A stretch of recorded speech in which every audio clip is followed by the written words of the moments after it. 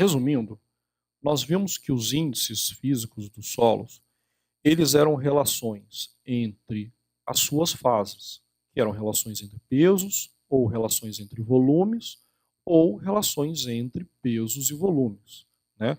Nós podemos fazer agora correlações entre esses índices físicos, né? Que são essas que a gente está mostrando aí. Aqui, por exemplo, nós estamos relacionando a porosidade com o índice de vazios. Esse aqui a gente já tinha até visto, né? Na próxima, nós estamos relacionando peso específico natural do solo com o peso específico dos sólidos, umidade e índice de vazios. Na outra, peso específico seco do solo com peso específico dos grãos, né? E índice de vazios. Na próxima, peso específico saturado com peso específico dos grãos, índice de vazios, peso específico da água, né? Mais uma aqui, peso específico seco, com peso específico natural e umidade.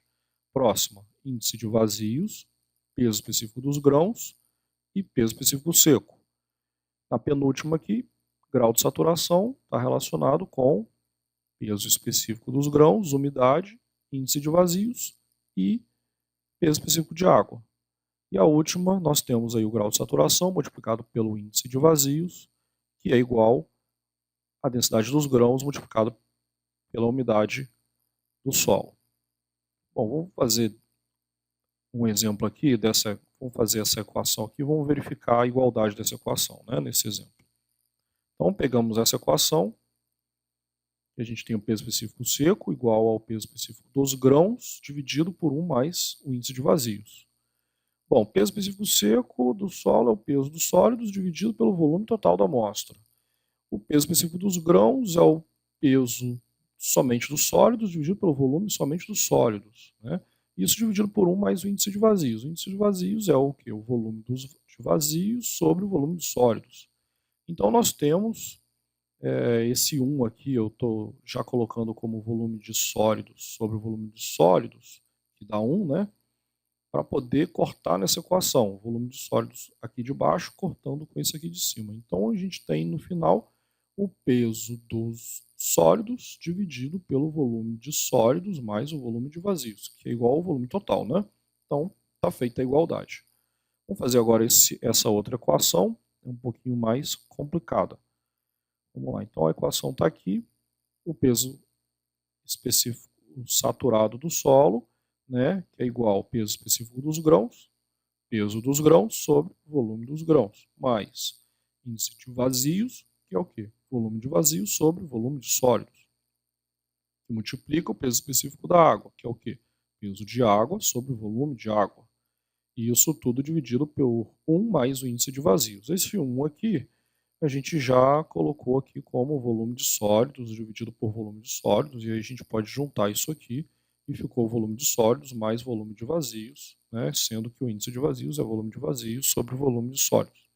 Então nós temos essa equação, nós vamos poder cortar esse volume de vazios aqui de baixo, desculpa, esse volume de sólidos aqui de baixo com esse volume de sólidos aqui de cima. E aqui eu já vou pegar esse volume de vazios e jogar para cá, vou ter que multiplicar embaixo e em cima. Então nós temos aqui, ó, uma nova equação com peso dos sólidos vezes o volume de vazios, aí eu estou multiplicando todo mundo, mais o volume de vazios vezes o peso de água. Isso tudo dividido pelo volume de sólidos mais o volume de vazios, ok? Que volume de sólidos mais volume de vazios é o volume total, né? Então, a gente pode pegar esse volume de vazios, se o solo está saturado, né? Se esse valor aqui, se a gente está querendo saber isso para o solo saturado, então o volume de vazios é igual ao quê? O volume de água, né? Então, considerando dessa maneira, a gente pode cortar esse volume de água com esse e esse. E aí a gente vai ter a equação final com peso dos sólidos mais peso de água, que divide volume dos sólidos mais volume de vazios. Então, peso dos sólidos mais volume de água, mais peso de água, desculpa, é igual ao peso total. E o volume dos sólidos mais volume de vazios é igual ao volume total. Então, vai nos dar o valor aí do peso específico do solo, ele estando saturado. Bom, por fim, para terminar esse assunto, nós falamos sempre em peso, mas a gente poderia estar falando em água, em massa também, né? Então, a gente tem esse símbolo aí, gama, né, que a gente chamou de peso específico, mas a gente também poderia ter utilizado esse outro símbolo ρ, que a gente chama de massa específica, né? A diferença entre um e outro é que a gente vai dividir, né, pela aceleração da gravidade para achar a massa. E a gente costuma usar aqui na nossa área o valor da aceleração da gravidade de 10 metros por segundo ao quadrado. A gente sabe que que o valor é um pouco menor do que isso, né? Mas a gente arredonda para esse valor. Então, onde vocês viram gramas por centímetro cúbico, se é em peso, seria grama-força, né? Ou quilograma-força ou tonelada-força, né? Então, a gente teria esse valor em peso se fosse gramas-força, em massa, né, seria simplesmente grama por centímetro cúbico.